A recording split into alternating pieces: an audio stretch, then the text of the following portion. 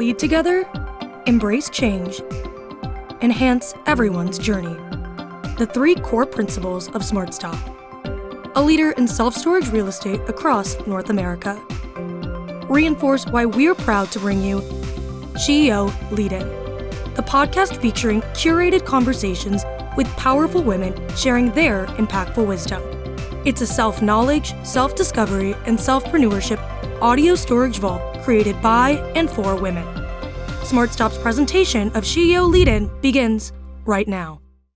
Today we're here with Laurie Gonzalez, council member at the Rincon Tribe. It's good to be here. Thank you for inviting me. I mean that. Thank you. I think this is going to be a really fun discussion because a lot of people wonder what it is that you do. You're a council member. So a council member, it's very different than local government. What do you do every day? And I'm guessing it'll be very different every day. Well, so our council is 5 people, a chair, vice chair, and 3 council people. And we are the administrative, executive, and judicial branches of our sovereign tribe's government. So we do a lot. I might go to a Southern California tribal meeting, represent for our tribe. I might be asked to go speak on our culture, listen to grievances from tribal members and concerns they have, safety issues, and then from that, usually we will start talking about, well, how do we keep them from speeding through the reservation? So people don't realize this, but because we're sovereign, we can enact laws, but they can only be enforced within our reservation boundaries. So that's what we do all day. Well, that's a lot. That's a lot. So it's and how many what's your population? Well, we have a large population, probably about 1,800 people living there, but they're not all tribal members. Right. So we do have people that rent from tribal members, and, we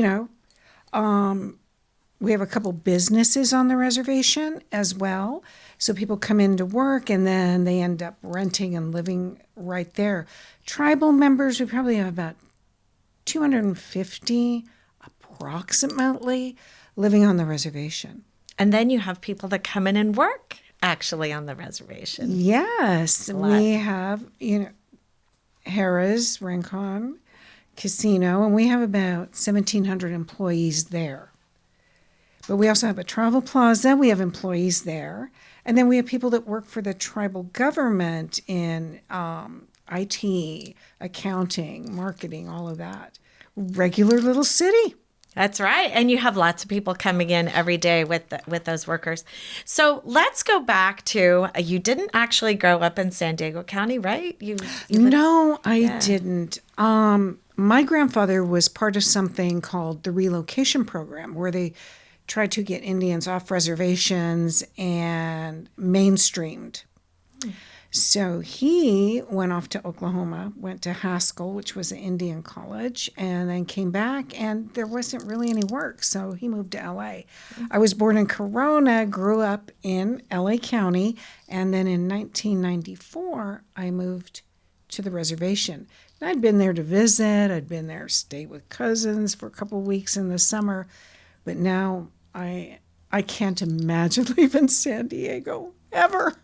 Well, San Diego County is beautiful, and you can literally do everything. I mean, we've got the beach, we have the sand out in the desert. I mean, the mountains. I mean, we really are very well-rounded.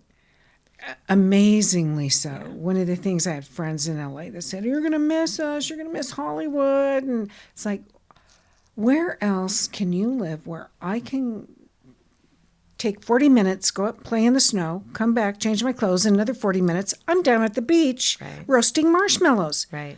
You really can't do that in LA, but you can do it in San Diego. Yes, it's amazing. So, fun childhood story. You mentioned that you went to the reservation as a kid to spend time with your cousins and whatnot. Do you have like a fun story that people don't know about you necessarily? About coming down to the reservation? Well, it doesn't have to be about that. Just something fun that people don't know about you. When I was younger, as I said, we moved to, we grew up in LA. My grandfather started the Los Angeles Indian Center, which is now, I think, the Indian Center of LA and Orange County.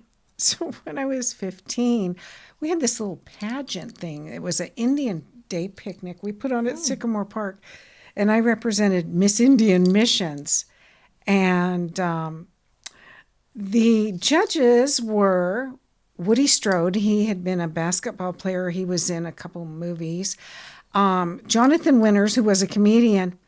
And then I almost died because Ann B. Davis, she played the maid, Alice on the Brady Bunch.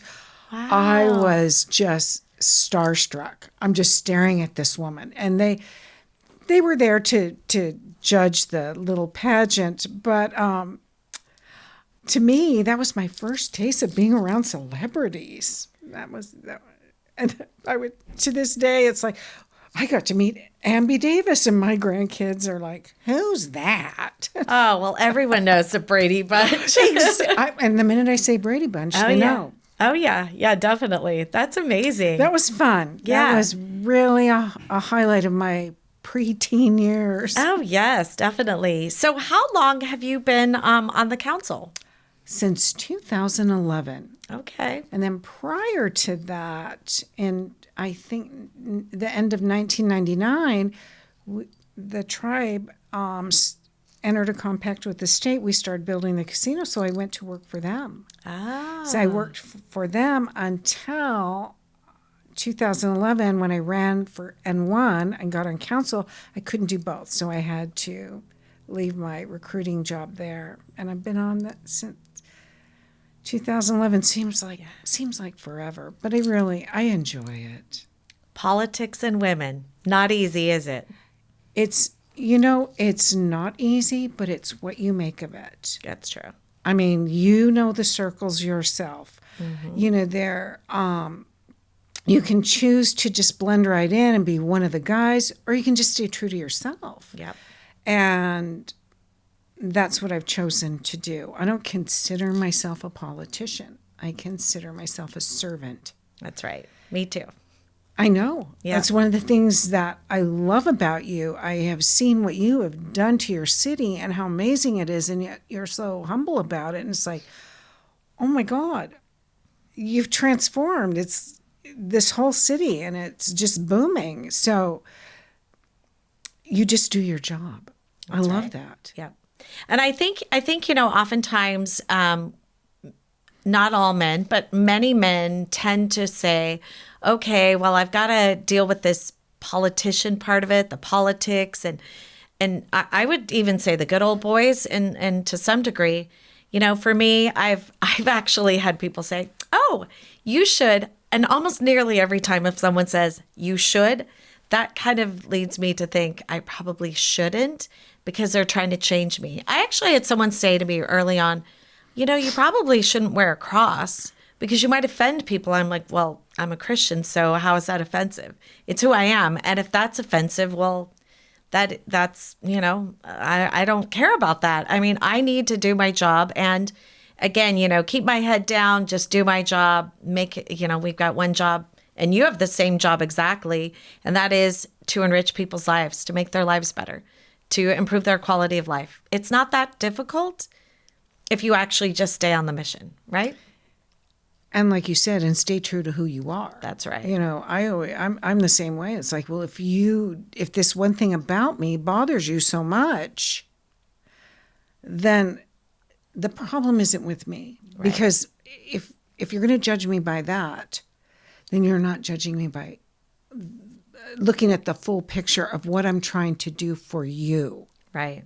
Yeah. So, and there's also that, I don't know, I had this when I first came on council, and there was already another woman on. She was the vice chair, and we've had a couple women on council, but mostly men. And, I'd speak up in a meeting, and I'd come up with an idea, and crickets. 1 or 2 months later, somebody else repeats my idea. And it's the greatest thing since sliced bread. So I think sometimes they only have listen as well. and you have to make them without being so pushy that you alienate. It's, Right. that old saying, Ginger Rogers did everything Fred Astaire did, but she did it in heels and she did it all backwards Yep. and never got credit for that. Right. It's the same with us. Well, and I think too, if we came in and we were pushy about it, it would come off very differently than if a man were pushy about it. I am the most persistent person. I would say my tenacity is just unrivaled, but I'm very nice in my presentation, but I'm very, very strong in it as well. And I see that in you, that you're not over the top as far as you've got a very sweet demeanor and very calm, very collected. But if someone were a man doing the same job, they would probably be seen differently. Yes. And the one thing, and I struggle, I'm sure you have in the past too, with being nice and being friendly and being open. Sometimes it translates into she's weak. Yep. She's a pushover. Yep. Look at her just smiling. But what they don't understand is you can't make me do anything I don't want to do. I am not going to. And I see the same thing in you. And your tenacity is incredible. But the fact that because we're females in what has in the past been male-dominated, arena, anything that isn't masculine is automatically assumed to be a weakness, when I feel it's a strength. As women, we tend to be more social from the beginning. I worked in early childhood education. It was always the little boys that were hanging on their moms and crying and didn't want to stay. Right. And the little girls were getting together with the other little girls and saying, let's play, and you do this and I'll do that. So we learn at a very early age how to work together. Yes. And it stays with us. Yeah.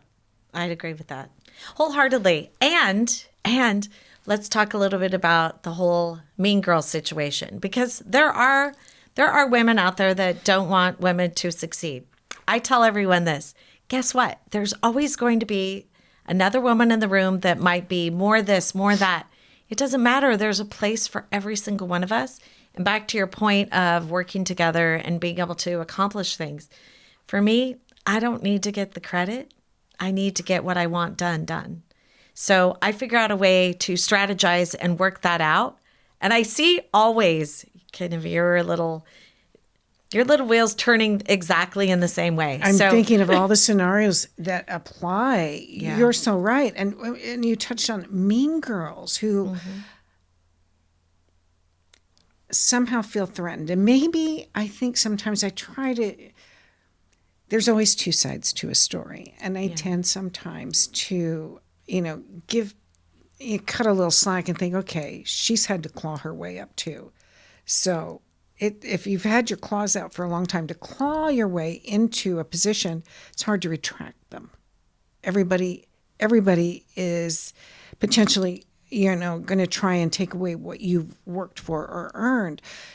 I try to disable that by being, understanding and kind. But I have seen women dislike another woman and not want her to get ahead because of the color of her hair. Yeah. Or, she's so young and beautiful. And it's hard to say I'm a little jealous. It's easier to say, oh, she's no good at her job. And we should be lifting each other up. Because at the end of the day, if we're all in the same arena, then we're all working for the same thing. Yeah. And I'm one of those. I'm like you. And that's one of the things I just love about you is you don't need to be in the spotlight. You just need to know that you did what you said you were going to do. That's right. And some women need to be in the spotlight. Okay, go ahead, have it. Take it. Yep. Are you happy? Now, let's work together. Let's continue to work together. And maybe they'll get beyond that. And if not, so what? The job got done. The community got served. But Laurie, at the end of the day, you're going to building something is really important. I mean, you do that every day. And bringing people together is really important. But you can get a lot more done if you just stick to the job. Yes. Just stick to the job. And you know, in some ways, I think leadership is all about bringing people together. It really is. I mean, you can't get anything done with just one person. You've got to bring people together. And that's why I think women make excellent leaders, because they do have that tendency, not always, but do have the tendency to bring people together for a common good of, this is what we want to accomplish. How are we going to do it? It's not going to be you working alone or me working alone. It's bringing people together, right? We've been doing it since preschool. Yeah. Yep. Since the first time we got in a playground and saw other little girls and said, let's play together. Yep. Let's make the playhouse together. Let's do whatever it is together. I love that. And you're right.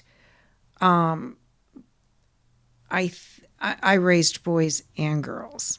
My boys were always, doing things competitively. And my daughters liked to work together. I mean, maybe that's a stereotype, but it was true in my house. Yeah. And I know I couldn't get anything done if I didn't collaborate. That's my favorite word. Let's collaborate. Yep. Let's work together. Oh my God, I've been trying to do what you're doing. How did you do it? Work with me. Right. I am humble enough to say, I don't know everything. Teach me. Yep. I love that. So we're going to take a quick pause for our Smart Stop. SmartStop knows the winning connection is when we elevate success together. SmartStop Self Storage, a California company with nearly 200 properties and over 15 million square feet of rentable storage in the US and Canada, is committed to positively impacting the communities we serve on the national and local level. By aligning our core principles of leading together, embracing change, and enhancing everyone's journey with local initiatives.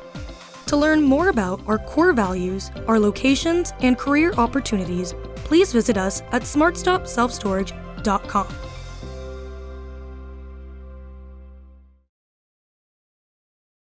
So let's talk a little bit about barriers. What do you think your most significant barrier is in your career? Wow. There have been a couple, but I think one of the biggest barriers, especially in the arena that we're in politics and legislation and guiding governments, is people aren't comfortable with change. So when you come in as someone new, they're not always receptive because they haven't figured you out, what your angle is. Mm-hmm. So I've had to prove myself at the table. I'm here for the very same reasons that you are. I'm here to make a reservation safer. I'm here to, make sure that our industry is prosperous. I'm here to make sure that our people get educated and have health care and things that we didn't have access to before. I'm here for those same reasons. Everybody always thinks, so what's the real deal here? You've probably heard that. What too. is the real deal? Why does there have to be something underlying? Exactly. I know but you have to prove that you have to prove that there isn't. Right. Like, I'm not just here because, I want the salary, or I'm not just here because I want attention. I'm here because I want to do something good. Right. And like you said earlier, you don't need the limelight. No. And that just reinforces we're here to make a positive change. Yep. Make a difference that really affects people's lives and gives them the success that they need. So, do you feel like there's resistance with men or no? Oh, yes. Okay. Yeah. Oh, yes. And I go up to Sacramento sometimes, Mm-hmm. and it's the certain hotels. There's all the politicians over in that corner of that bar just talking away, but you don't see the women. I don't know that we're always comfortable in that atmosphere. Yeah. I don't know. It's hard to break into. I felt it the first time I went as a councilwoman. I've been a councilwoman since 2011. It's 2026. We walk in, I still feel it. Yeah. It's tangible. Yes, I'd agree. And the only way that I myself have been able to deal with this is one-on-ones. I just take, if I've got someone who's got something I need, or this party does, or this group, I just get in, start talking to one, and work my way in that way. Yeah. Because you, as a female, generally, I found, have to be the one to break the ice. Yeah. And it's thick ice, let me tell you. And don't you feel like you have to be more prepared too? Oh, yeah. You can't slip up. Because if they feel you don't know what you're talking about, or you don't have what it takes to get it done, they're not going to invest their time. Even if you have the record, which is surprising, don't you think? Knowing what I know now, it doesn't surprise me. Yeah. But coming on new, yes. It's like, well, I got elected. I've done a couple great things, but it's never enough. You're constantly proving yourself as a woman in politics, or in government. I hate the term politics. I do too, actually. In government. Yeah. Constantly. And you're only as good as that last, triumph. Right. And it fades quickly. It does. Well, what about role models? I mean, do you have other people that are in the political arena that you look at and you go, I really like what they're doing, and kind of replicated yourself? Or I think for me, I've learned as much from people that I didn't want to be my leadership style where I went, oh, definitely don't want that. So I have to be careful of that. Yes, I have seen women in action in Indian country, and I think, oh my God, that's not how I want to be. And there are others that I think, okay, I had to find out how she got to this point. Lynn Valbuena from Yamava, chairwoman, has been in the arena for a long time. Back when she was probably one of the very first in Indian country, maybe. Not that she's old or anything, but and it's a very successful tribe, and she has the qualities that I really like. And Erica Pinto, Hamul, young, vibrant, up and coming, and I remember our tribe going to City Hall in San Diego to support her. They wanted to build a casino. They're in a very small area. They're like every tribe that has gaming. Before that, we had nothing. We had no economic base. I talked about us being a sovereign, government, sovereign state, but we don't have a tax base like everybody else does. Right. So I saw she went to she was at City Hall, and we went to support her, and she was young at the time, and nervous about it, and she just pushed forward, and I have watched that woman just keep pushing forward. And sometimes you stop, and that's okay. You need to regroup. Just don't allow anything to let you slide back a little. Right. And I've seen women like that, and then in my own life, even though my mother never held office or anything, she was very political. She went to every tribal council meeting, and not just that. She was involved in politics. I grew up in L.A. and in Torrance, actually, and she was involved in local politics. She was always very interested. And she was a Democrat. My dad was a Republican, and they had made a deal. We're not going to discuss politics because we won't agree. Right. But every once in a while they would, and they never got nasty about it. So I learned there how you can have completely different beliefs and still have a civilized conversation, and more importantly, to know when to stop. Well, if you're starting to, you see coming close and not yet button heads, now's the time to stop. Well, and also to continue working for the common good of your family. I mean, that in itself is really the end goal, to work together to figure out how everyone is happy and, again, making their quality of life better. So what are some lessons learned? You walk into a room with other women that are listening to what you have to say, hinging on your every word, wanting to hear what you have to say. What would you share with them as lessons that you've learned?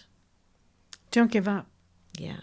Sometimes in life, we have a dream and we want it to come true. Sometimes you have to put it on a back burner because life happens. Yeah, sure. But you don't have to give up. I remember being in LA. My daughter was a baby. She's 46 now. And I was working a job. It was an okay job. I liked it. It paid the bills. And I remember someone saying, "What do you want to do?" And I think I was in my mid to late 20s. I said, "One day I want to work for my tribe." And I just want to work for them. Had no idea how, but I wanted to do that. Yeah. So I moved there in my late 30s. And I worked for our tribal Head Start, which we had for about 6 or 7 years. And then I worked at our casino for 11, and then I got on council. I had no idea that's where I would end up. I just knew I wanted to make a difference for my tribal community. And it took a while, and I didn't even know how to get there. I just started moving. Like, oh, do I want to work in early childhood? Well, I'll be on the reservation.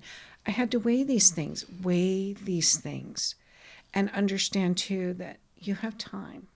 Patience. Patience. Yeah, patience. Yeah, I think patience. And your tenacity. Mm-hmm. Don't give up. No, I agree. If it doesn't happen today, and it doesn't happen tomorrow, that doesn't mean it's never going to happen. Right. It just means that your path is going to be a little more varied. But think of all that you're bringing with you as you wander down this path to your goal. You're picking up experiences, and you're bringing them with you, and it makes you even better. It enriches your knowledge base and the different people you meet.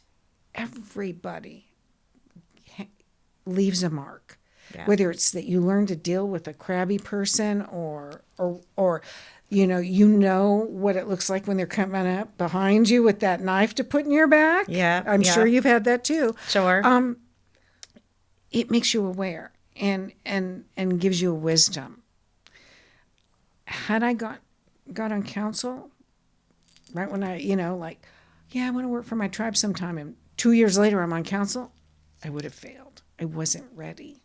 Sometimes life has lessons or gifts of knowledge to give to us before we reach that point. And sometimes it just happens right away. Yeah. Either way, don't give up on your dream. Damn it, don't. Well, and I think too, like there are people that go, yeah, I want to be involved in politics.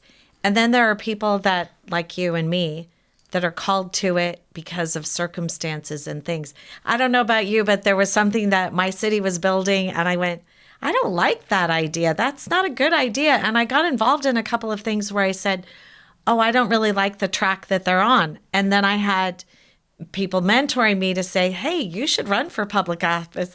I remember the first thing I said, that's the worst idea I've ever heard. Because, my kids were little. I didn't see that in myself. And I think, when you're called to do it, you've got to answer. You've got to do it. You've got to follow whatever it is, the path that you start, and then that's when it happens. That's when you create magic because you've got the right motivation and you have the right path. And to the point, you had small children. Sometimes you think, well, I can't because of this and I can't because of that. Yeah. It comes to you when it comes to you. Right. You reach out and you do it when you can do it.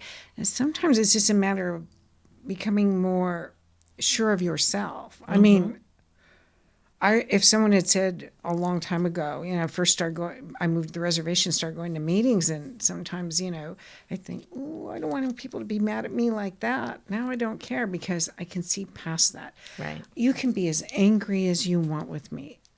It doesn't matter. I'm here to do a job that's going to help you too. Right. And that's part of politics, the wisdom to know that you're there to help the people that just wish you the worst. but that's your calling. You're my constituency. You may not agree with me on everything, but I'm going to work as I've seen you. You work as hard for those people as you do for the ones that love you. I've had people say to me, I didn't vote for you. I'm like, that's okay. I don't care. I'm going to work just as hard for you as I would for someone that actually voted for me, because that's my job and I'm a public servant. But I think they've seen too that the substance that you bring. Well, that you bring too. Well, we all do, but I remember when I first moved down here, and Cal State San Marcos was like, okay, what was Dominguez Hills? It was very small, the town, and now I look at it, all the building and all the businesses you brought in and all those things, all those people that say, well, I didn't vote for you. Look at this. Why wouldn't you vote for her now? Yeah. I've seen what you do. Well, philosophically, people might say, well, I don't agree with you on this one thing, and then therefore I won't support you. But again, kind of back to what our jobs are. It's to have that vision of what you want to create, what you want to build. And that is, a thriving community. Government is not easy, but it's a thriving community where people are doing well, where they're prospering, where they can get educated, back to your point, and feel safe, where they can go outside. That's such a huge part of it. I think that might be the most important part. I'd agree with you. Safety. Yep. Because safety allows you, when you don't feel safe, you don't dare to dream. That's right. You don't go out and try and reach those goals. You're curled up thinking, I'm not in a safe place. Yeah. So, yeah, you're right. And that's one of the things, bless the citizens of California for allowing us to have gaming, because with no tax base and we didn't have infrastructure, and now we have. You're a tribal member, you want to go to college, it's paid for. You need health insurance, you've got it. We have a fire department, and we have a security department that patrols, and back when I first moved there, I remember saying, I got to go get milk. And my uncle, I was living on his property, he said, well, you're going to have to go to Escondido, which is 17 miles away. I said, why? He goes, well, the little store here closes at 8 because there's no business after that. Right. And it took me a while to get used to that. But that also applied to if you had a medical condition. Right. You had, to get an ambulance to come out? And if it did, it was going to take them 20 minutes, half an hour to come get you and then transport you. So, now we have ambulances and a fire department. And ironically, because we have good health insurance now, our people are healthier, most of our ambulance calls are for the community around us, Valley Center, well, that's a good problem to have, but right? It's great that we get to help out, that's because they've done in the past. We reached out to them, and now we can give back, and that's good. It feels great. Yeah, it feels great to be able to be generous. There's something when you've had nothing.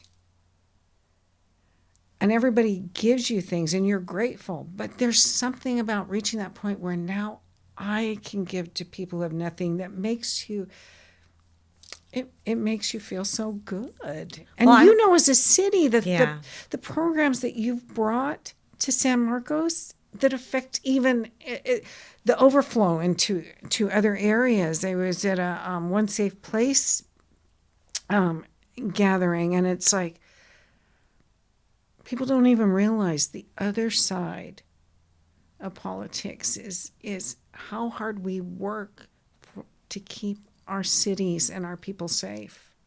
Well, that's back to what you said earlier. Your most important thing, it's collaborating. You have to collaborate. You have to work together. You have to bring everything that you have to the table, all of your gifts. And I would consider this advice to anyone that's listening today. Bring your gifts. Leave them on the table, share them with others, because you're going to build something really wonderful, because you're bringing other people in to actually share with that. and bringing that team together and making a difference. I mean, it really is.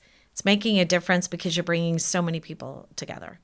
Yes, and to touch on that one safe place, it's in the offices are in San Marcos. La Jolla Reservation, which is farther up the hill than us. They're working with you now. So look at the grid.